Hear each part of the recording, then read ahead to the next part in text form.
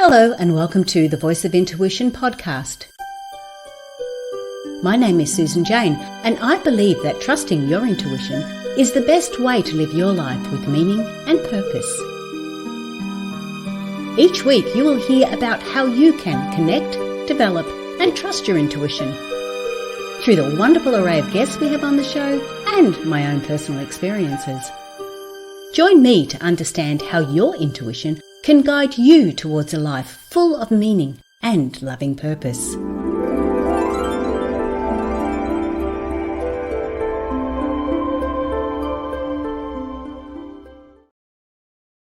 Hello and welcome to the Voice of Intuition, the show that helps you connect with your intuitive nature. I'm Susan Jane, I'm your host for the show, and today we have a wonderful guest on. Now his name is Mark Nelson is his name. Now you're going to have to remember that name because it's really going to be good. We are going to be talking about psychic medium. Now Mark has done this for quite some time. He's going to give you all the details. Like I said, it's better for him to tell it because he can say it right. I can only just guess. But he is going to go right down into what psychic mediums are, what it's all about, the different tools that he uses, like psychometry. What is that? How do we do that? And I want you to get an understanding of all the elements of what psychic medium is all about.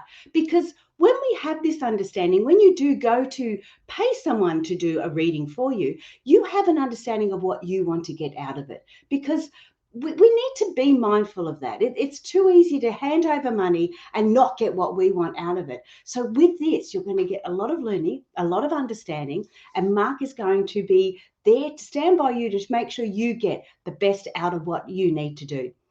Did that make sense? Yes, I think it did. Anyway, let's introduce Mark into the show. Hi, Mark. How you going? Susan, hey, it's nice to be here. Thank you.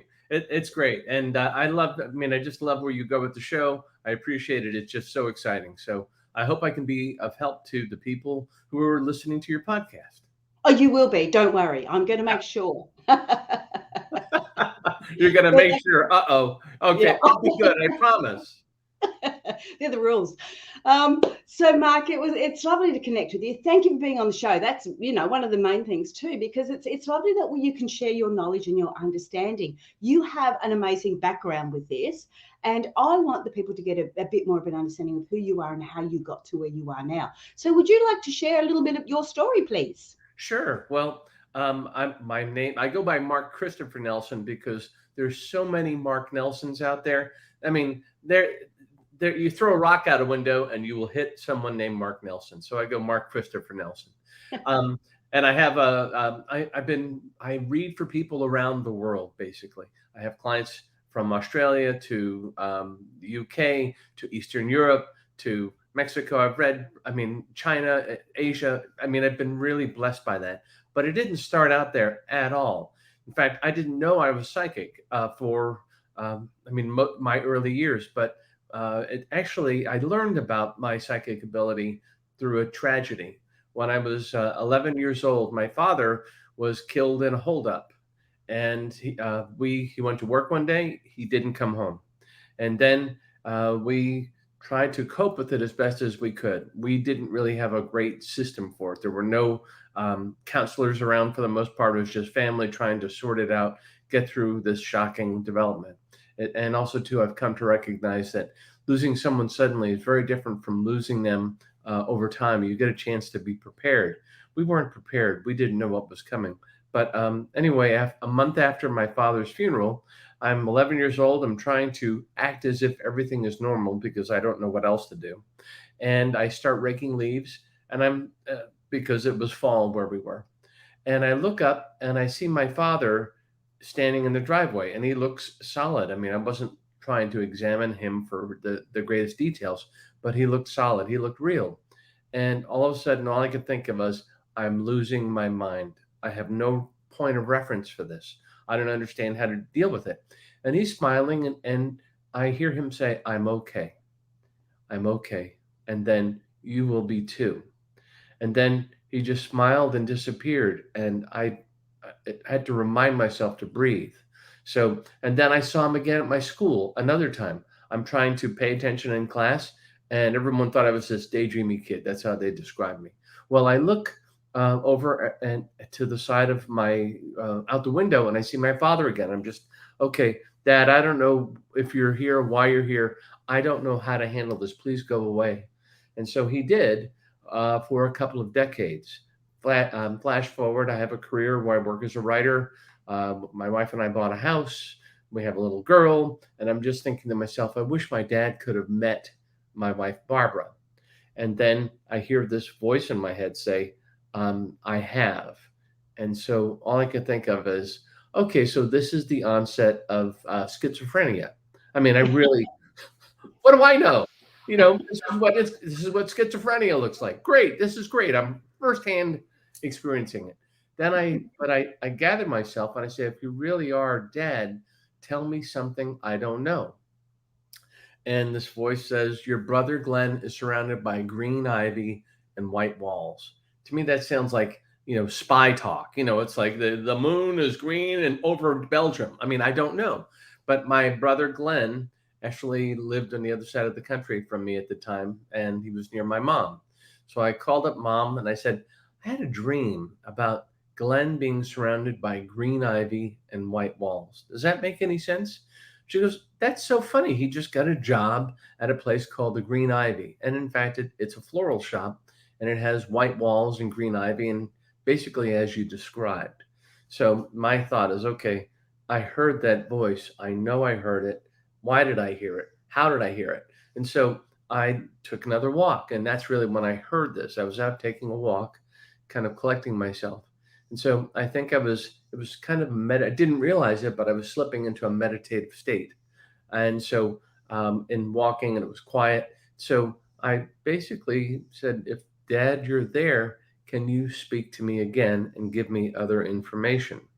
Because I mean, it's nice to think you're having a conversation with someone, but it's an entirely different experience when you recognize that someone in spirit is speaking to you and telling you something that you don't know. So that was my experience. And then I got other messages about other family members. And so I'm thinking, okay, I'm hearing Dad. I've had several confirmations that the information I'm receiving is real. So what do I do with this? And so I began to wonder, is this something that is just for me and my family? If it is, that's wonderful.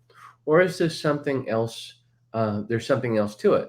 And I was also trying to figure out, how did I do this? I mean, I wasn't setting out with the goal, I'm now going to develop my intuitive ability, my psychic ability. I wasn't setting out to do that. So I had to kind of examine my state of mind, where I was, and then I began to see, okay, there's a pattern here. When I'm very focused on one thing, I can receive messages from Dad. But I became very curious as to whether I could receive messages for other people. So I basically stumbled into a psychic bookstore where they had psychics on staff who would read for people. And it just sounds ridiculous, but I just basically walked in and said, I think I'm psychic. Can I try reading somebody? And the manager was like, sure, go ahead, read me. And so I did, but that, and my process for clearing my head and getting to a place where I could receive information was overly complicated at first because I didn't know any better. But then I was able to sit down, collect my thoughts, relax, be alert, and be relaxed at the same time. And so, and also to accept what I received. I mean, that's all I really do is I wait to see who is giving me information. What is it that I am receiving? You don't go out and tackle it. You wait for it to come to you. So with this manager, I heard, okay, woman you have a son, and he was just beat up by some young guys. They had a dispute at school, but they beat him up pretty badly.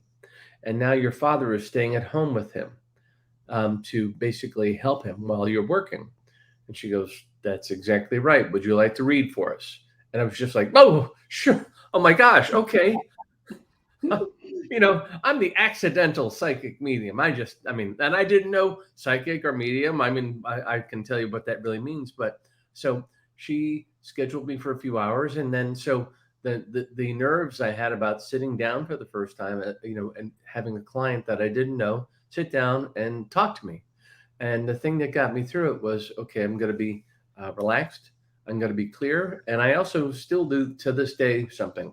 I have a little journal I keep next to me. And so it's my way of kind of um, winnowing down, bringing the messages I received to something of an orderly fashion. I write notes. I have a journal. So I started writing things down about someone I didn't know who was going to sit. But this person came in, sat down, and I began to read for a group of people. And it was just like, oh my God, I'm just out I'm doing this. I'm not sure how I'm doing it. I mean, I read one book about someone who had a similar experience, but I was very much not aware of what you needed to do. I literally just kind of stumbled into it. But then as I began to use this ability, I began to recognize, okay, meditation is very helpful. Meditation gets me out of worrying about my family, what I'm doing with writing, how I, interact with other people. Really, the idea is to be very available, to be present, is how I describe it. And I recognize that being able to meditate, clear my head, allows me to be in that position to receive messages. So I went from sitting in a little bookstore, and then I started to get kind of busy. And then I thought, all right, maybe I should try reading. I wonder if it would be different at another bookstore. So and I went to another bookstore, and that became busy. And then I began to think, I wonder if I could read. People were asking me, hey, can you do phone? Can you do phone readings? It's like, I have no idea. How does that work? Okay, well, I'm going to try it, and if it blows up in my face, then the answer will be no, you can't. But as it turns out, I actually prefer it now. So I sit and I clear my head. I light a candle. And the reason why I light a candle, it's not for any ceremonial purpose per se. It's more about I'm going to focus on one flame. I'm going to focus on the little flickering light. And so I begin to do this. And so I start to read. I mean, I meditate, and then everything else, all the other worries of the day kind of drift away, all the other focus points, all the other little things. And when the phone rings, I'm prepared, I'm relaxed. And I've learned that it doesn't matter whether I'm sitting 2 feet away from my client or 10,000 miles, because in spirit, where I'm receiving the information, there is no real sense of time or distance. Oh, wow. I've got to just jump in, Mark. You have just given us so much information. I've got so many questions I want to ask, Sure. and I'm going to get them all. You watch. One of the things I do want to talk about is so you've gone from there to there. You've really given us a good understanding of how you work your gift, your tool, whatever it is you want to call it, what you like to call it.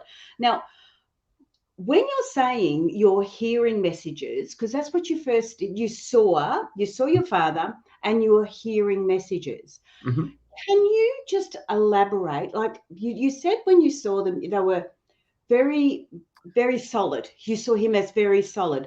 Now, when we see TV shows and everything else, we see it as a ghostly sort of a figure. Mm-hmm. Can you just sort of elaborate those two for me a little bit more, just so we've Sure. got a better understanding? Absolutely. Well, I've seen my dad looked very solid. I've seen a full body apparition before, and that was different. I was at a relative's home, and she appeared to me, and she had appeared to me because I'd been reading in the home where she had passed, transitioned, and so I was reading for her family, and she was coming through and had all these details, and it was almost like she said, "Thanks, here I am," and it was a little shocking because I wasn't really prepared for it. But when I say I hear them, the truth is that if you do have this ability, it depends. It's a two-way street. If someone I'm reading for wants to present themselves physically, I can see a little movie. If someone wants to just whisper in my ear, I'll get just that sound, their voice. And so through my personal experience, I see people in spirit. They look very real. They look pretty of this world, and then they just kind of go away. I've also had it in my head where it's like, I don't know how I know this. I just know this, and I see someone doing something. I see someone running across, like little movies is how I describe them. I see little movies where someone is running across a field, they get shot, they pass. Makes me think, okay, there's someone passed in a very violent manner. I've also have uh, my spirit guides have something of a shorthand for me. Say, for example, I see someone who sits and I start sketching star. Okay, it's a star. It's a law enforcement or armed services. So, okay, so the person here is coming from, they have a military background. They are showing me a star. I've had people that often veterans go into law enforcement because they're comfortable in that very physical, sometimes physically challenging environment. So I Mm. see them all. I see pictures, words. I hear things. I hear things in other languages, and it's really amazing. So when you as you said, you saw your father as I know this sounds a bit strange, but as a solid object. You saw him as you would normally see your father or a I parent would or a say, how person. about 90% solid? I Oh, mean, when I okay, think right. it's But like what do the you call essence of him? him was there, but I was so mesmerized by his face and his countenance, his physicality. I Yeah. I can't say that he looked as if he just walked up to me, solid as can be. I see Okay. him. It Yep. was as if the little edges of him were perhaps a little fuzzy. Fuzzy. Okay. So what then you said you saw an apparition. What is the difference? You like your is it the same thing? Is an apparition different to say how you saw your father? That's a great question. I would say that they're very similar.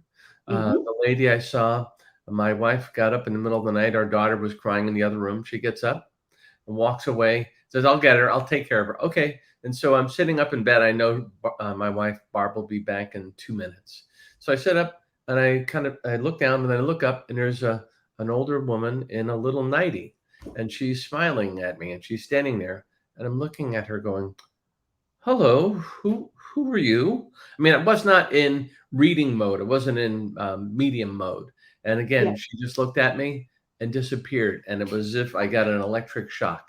I was up and just, okay, I know I just saw her. I was talking to her. It wasn't a figment of my imagination. Then my wife comes back and said, why are you up? So I just saw, I can't remember this aunt's name, but I saw her. I didn't even know what she looked like. And then I went up and talked to my brother-in-law, who was actually getting up. It was early in the morning, and he was up early for work. I said, "Did your mother look kind of like this, and this?" Yes, I just saw her. And so he said, "Do you see?" Oh yeah, she shows up. I says, "Well, you should have told me. Would have been nice to know. You know." Absolutely. Yeah. So they can Okay. be So very solid and very clear.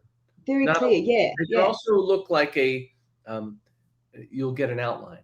You'll see something that appears to be a little amorphous in terms of how it appears, Mm-hmm. a little unstructured, but you'll see a figure, a body, Yeah.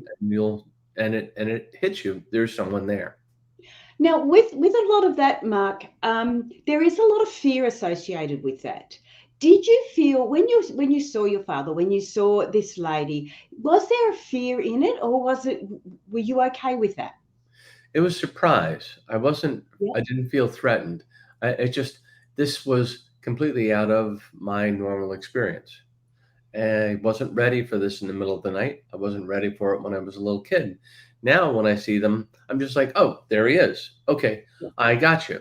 I Yeah. see who you are. And it's important that if I've been asked to do a fair amount of paranormal investigating, which is Mm. something I actually do with my wife, Barbara.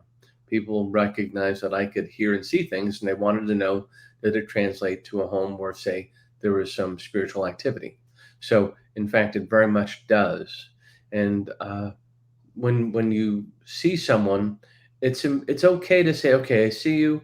And then very often too, I'm out with a TV crew and or Barbara, and so I get technical affirmation. There's a light. There's we're seeing orbs. We're seeing Barbara has this thing that we call shorthand an SLS camera, and it basically takes energy and forms it into stick figures. You may have seen it on some of the paranormal shows.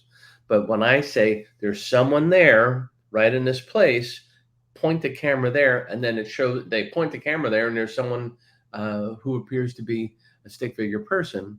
That just happened. That's happened a couple of times recently. Then Yeah. that's a great validation. So, and I when I see them there, I'll say, okay, I'm seeing someone in spirit. It looks like a guy, and then you get this stick figure, and he's moving around. I've even had people like, "Can you wave to us?" And they the stick figure waved. That's happened Wow. a couple. It's Yeah. oh, can I tell you about another one like this? Um, Yep. I Yep. was reading for someone who was in a coma. Uh, his sister was trying to figure out how to help him. And I wondered, because of my paranormal background, I wondered if I could read for him and if we put this SLS camera on him, whether we would see him having an out of body experience. And it turns out he was there basically waving, you expressing himself, being very present and responsive. Uh, and at the time he was laying on they had this client of mine had her brother in a hospital bed in their home because of long-term care.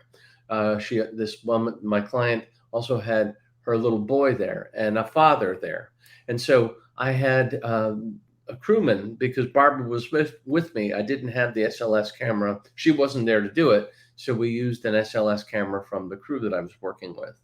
And I say, can you focus that on him? I think that there is someone here. And sure enough, there's this guy. He was in spirit, even though he was in a coma. So that was actually a kind of brand new world for us, where Mm. it's one thing to deal with someone in spirit who's passed, but it's another thing to deal with someone who is in kind of having an out of body experience. Yes, yeah, and I've experienced that myself, but I love that the technical side of it. But I just do want the listeners to know that we are actually interviewing Barbara in a week or two's time, or a couple of weeks' time. So we're going to get a good understanding of that side of it too, because I am really interested in that side of it. But I've always believed, and you've just sort of told me that it, like you've actually witnessed it. But I've always believed that when somebody's in a coma, that it's because their spirit is still attached, but not necessarily in the body. It's sort of just, not sure what it's doing. A very good example of that. This guy was lying in a bed and he couldn't see like who was coming in and out of the room. I was oddly enough, I was doing this via a Zoom. I love Zoom, but I was in North Carolina. The client was in California, and I'm reading for him long distance on the Zoom camera. And Mhm. then I I get this message. Okay, someone in a red shirt just entered the room, and there are people in the room. So how can you see that? It's dark in here. And then I realized that the guy in spirit is telling me this because it's not dark for him. He's right there. He can see Yep. who it was. And it turns out that my client Jen's little boy was wearing a red shirt. So I thought that was a pretty good indicator. And the idea is that he couldn't physically see him. Not to mention he couldn't talk, but he's telling me in spirit, okay, there's there's a little boy in red, and also too, I'm Mhm. just picking it up as I go. Little boy, Yep. red shirt, someone in red shirt, and Yep. so that was validated. And so when you get Yeah. these on the spot validations, they're really fascinating. Yeah. Yeah. And I love these out of body experiences. The other thing I wanted to ask you about too, Mark, is you. Oh my goodness, I've just gone blank. Oh, okay, I know what it is. Now, we talked about seeing apparitions or actually physically seeing spirit. Mhm. Now, I have never done that, but I have seen them with the third eye, like Yes, me in too. my head. So, like you say, the little movies, and so that's another way that we can actually we're seeing what's happening or what's happened or what's going on, and that sort of aspect to it. Can you explain that a little bit more, or Sure, happy to. Uh, think of it as if you're remembering where, let's say, your significant other goes to work. You in your head can see him or her, what they were wearing, walking out the door with, say, car keys and a briefcase or a laptop. You can see that vision. It's a almost, imagine a memory that you haven't had yet. You can see it. You can paint it in your own mind's eye. But uh, yeah, I mean, it's like a snapshot, but it's one that you have in your head. I mean, all of us here have people that we can remember in sharp detail. If there's someone close to us, we know what they look like. We know where they are. We can describe in pretty good detail what our bedrooms look like or what our car is, or, all of these things.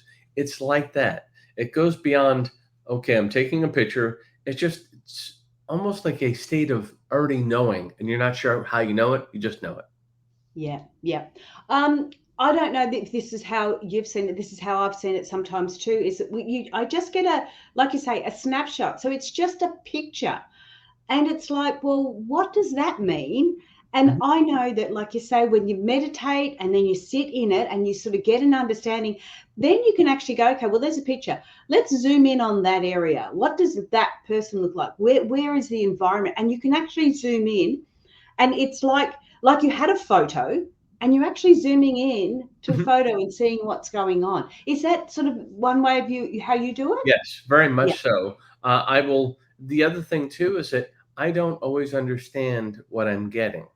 It's like yeah, I will see something. All right, I'm seeing someone, a tall doorway, and I'm seeing that it looks out onto a lake, and I don't know whose house this is, but this woman who is coming through in spirit is describing. I have to think that this was a view that she enjoyed frequently.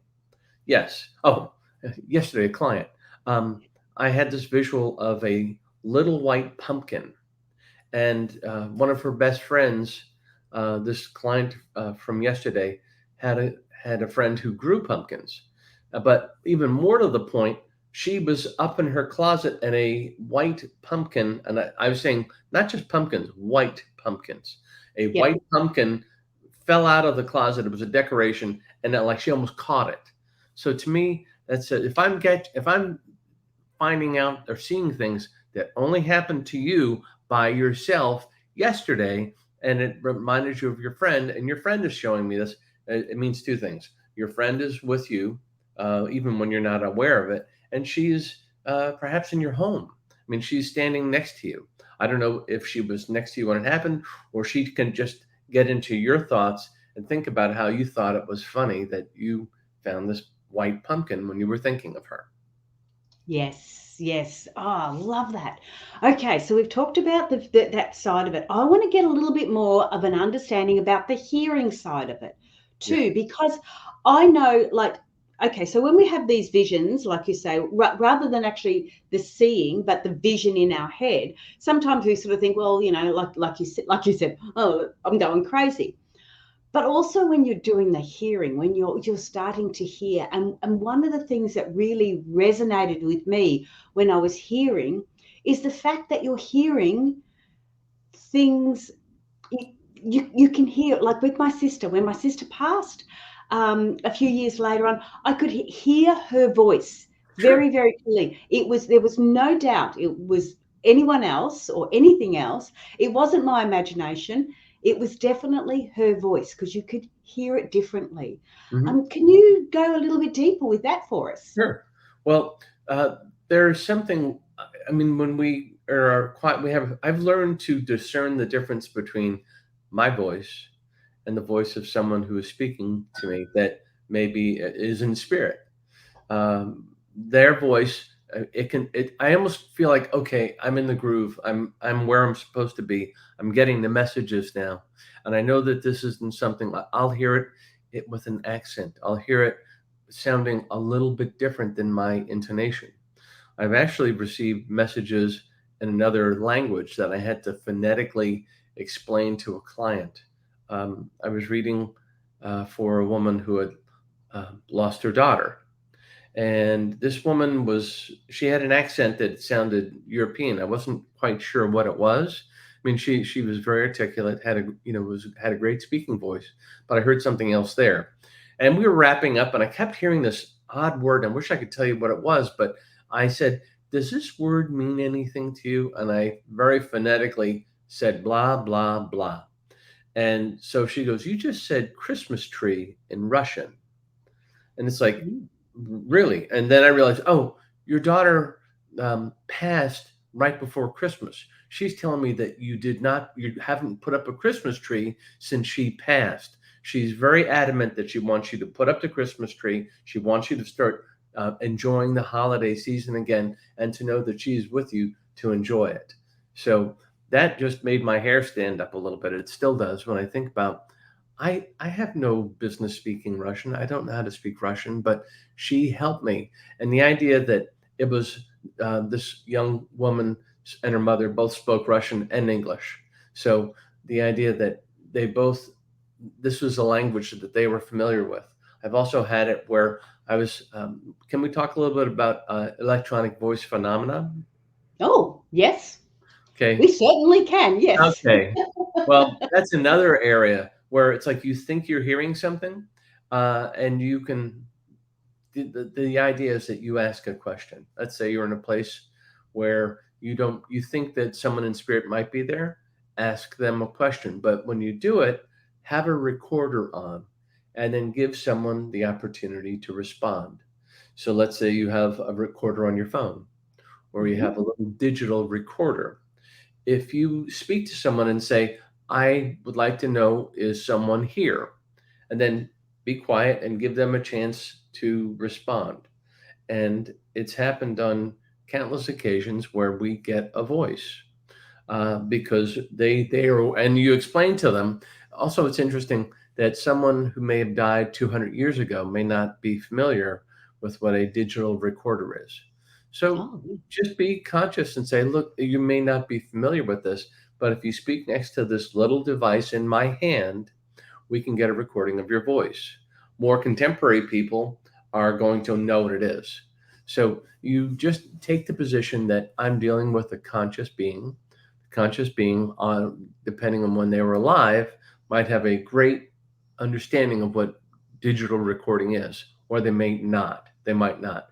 I can tell you, we were in this one house that was actually associated with a pretty famous murder in the Los Angeles area. There's I don't know if you've heard of Sharon Tate and the Manson family. Yes, But, absolutely. okay, well, we went in and I heard, okay, J.C. Bring is here, and he says we had big plans. And so, all right, great. I'm just saying that he says he had great, we had big plans. And so I just go ahead and I'm doing what I'm doing. But then the camera team, or the camera crew said, when you said that, we heard you say I had big plans. And then we got another voice saying I had big plans. So we hear it twice, and only one, you only say it once. So I said, well, that's J.C. Bring. That has to be J.C. Bring. That's why it's like I heard him say it, and I just kind of, you just throw these things out as you go, because I don't know. All right. That's what I'm hearing. I have to give what I get. Give what you get when you do it. Yeah. Because it's not about you making sense of it. It's about them making sense of it. Exactly. It would make no sense to me. It's like some of this stuff. Yeah. So, before I go any further, Mark, I do want to let people know, especially on the audio, that if they want to connect with you, it is www.marknelsonmedium.com. Okay. Correct. marknelsonmedium.com. So if you want to connect with Mark, jump on his website and have a look at that. Now, the next thing I want to ask, because we're starting to get a little bit low on time. So we've talked about the visual aspect of seeing and vision in your psychic mediumship. Mm-hmm. We've talked about the hearing side of it.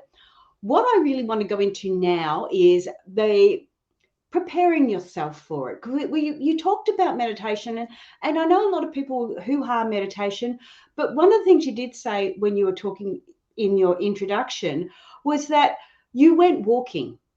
Now, I refer to meditation as two forms. I refer to it as a passive meditation and an active meditation. Great. Yes, I agree. Yeah. And the active one is when you're physically doing something, and so you're allowing, and not something over the top, but just basic like walking, and it allows those intuitive messages to come through, or it allows those psychic messages to come through. Mhm. And I really like that understanding on it. So can you just give us a little bit more? I mean, all right, you could turn around and say people go for a walk and you'll get messages, but that doesn't always happen.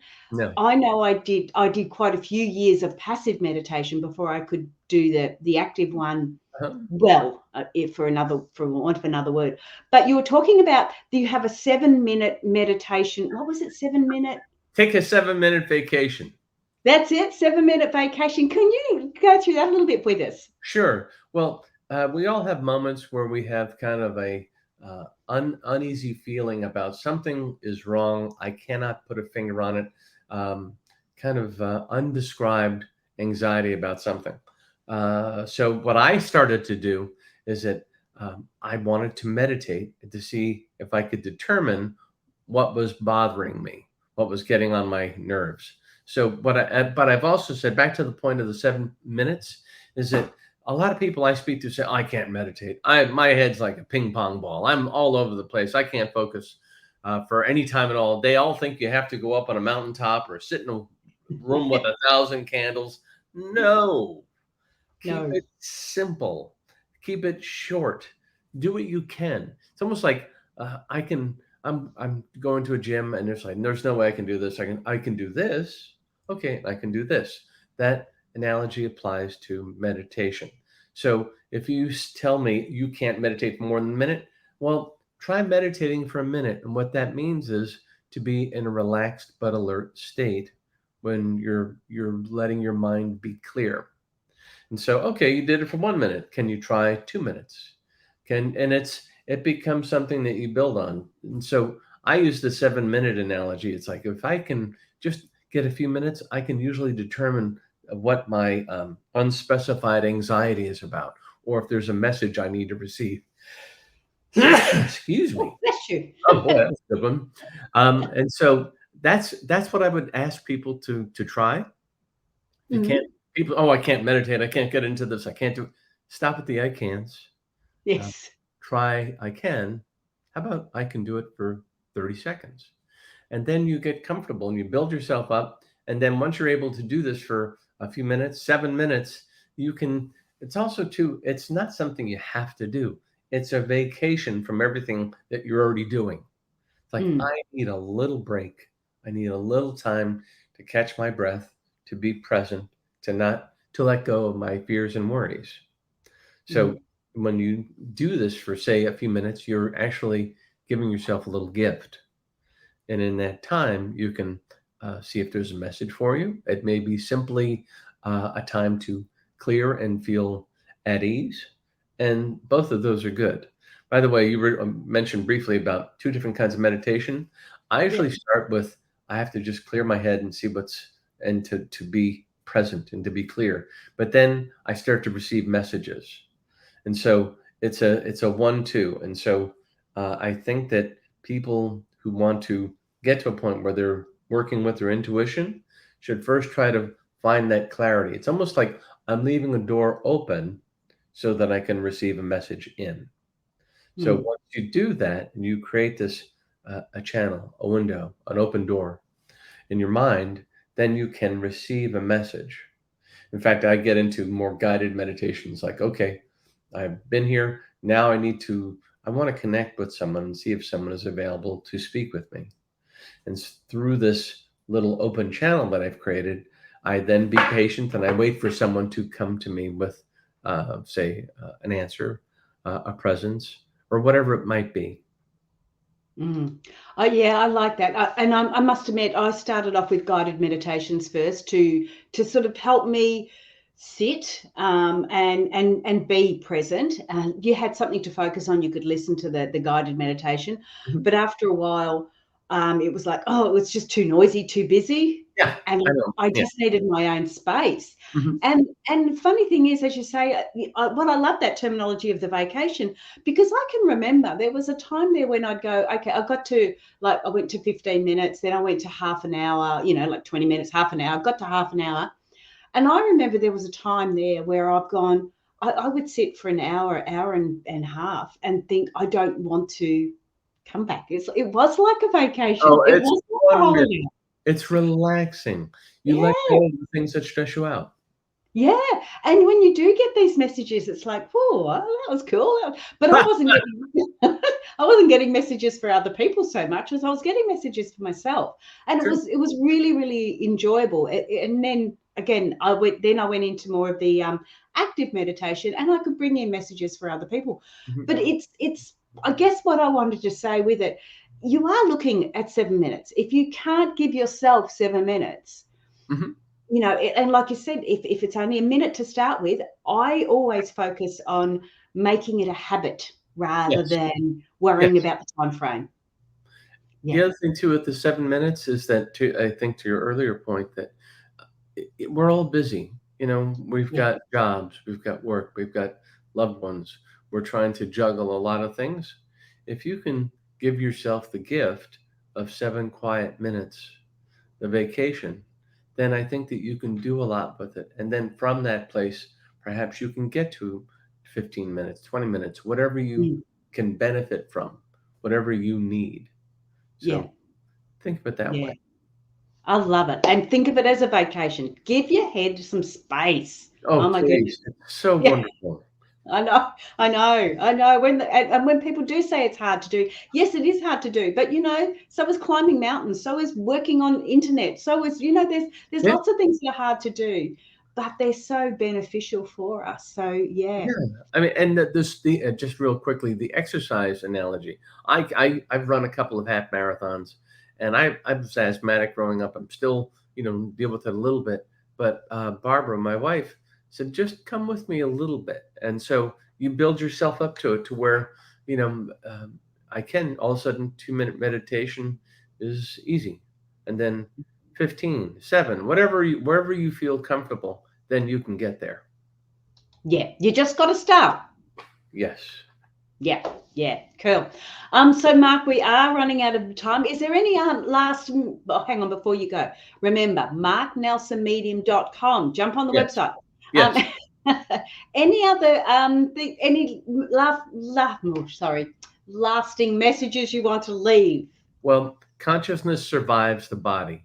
Always know that consciousness is, if someone passes, it doesn't mean that they stop caring about you. It doesn't mean they stop loving you. It doesn't mean they're not interested or participating in your life. They are. They are there. They are with you. And so be conscious. Consciousness survives the body. And it allows you to recognize that the people you want to talk to can be there and you're not trapping them, you're not holding them. They want to be there to communicate with you because they still care. They still love you. Oh, that's great. I love that. The other thing, just before I say goodbye, the other thing I've always looked at, and I'm not a religious person, Mhm. but in the Bible they say we have everlasting, not love, eternal life. Yep. And I've always looked at that spiritual side of us, that conscious side of us, that side of us is that eternal life. The Well, physical body isn't, but that conscious side of us, mhm. I just feel is eternal. That's why you're saying they're still always there. They're still around. They're Yeah. still present if you need them. Yeah. The other thing too is like I do believe in reincarnation. Because I've Yes. asked people in readings, someone's coming through in a reading, and I come from a Catholic Christian background, um, Yeah. and I still pray regularly. But um, when I talk to people, my first impression is, well, you're not in hell, you're not in heaven. Where are you? And they tell me I'm in between. You're in Yes. between lives. Okay, that explains. All right, so that's all I need to know. And that are you planning on coming back? Not right away. Sometimes they want to learn more. They want to um, think. Here's a great analogy. I'll leave you with this: is that when you're in high school or whatever your like higher education, often there's a study associated with a lab. The study, you listen to a lecture. And then in the lab, you try to practice what you've learned. So Mm, I've always felt that the study is in between. I mean, the lecture is our in between time, but the lab is when you come to Earth and you practice and you figure out, does this work? Can I be loving and forgiving? Can I deal with hardship?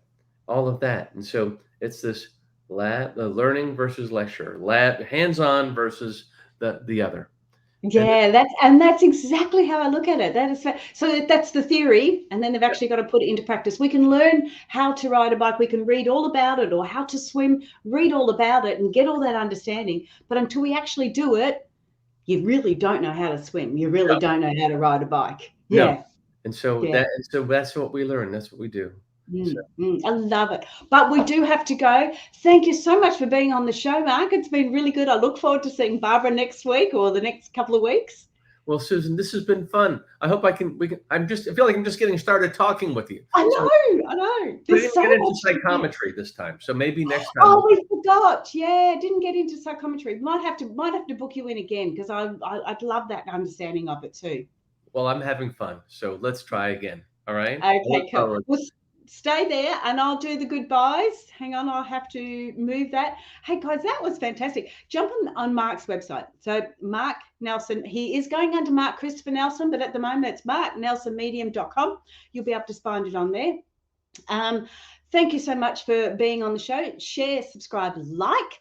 I would really be happy with that. And remember, if you do want to learn to connect with your intuition, jump on intuitivenature.com.au or follow me on some of the socials, because I think I'm just about everywhere. It's quite embarrassing when you have to be on all those socials. I prefer the podcast, I have to be honest, because I get to talk to beautiful people like Mark, and I'm going to look forward to talking to Barbara soon too. So make sure you subscribe to the show so you don't miss out on it. But that's me for now. I hope you have a wonderful week, and I will see you next week. Bye for now.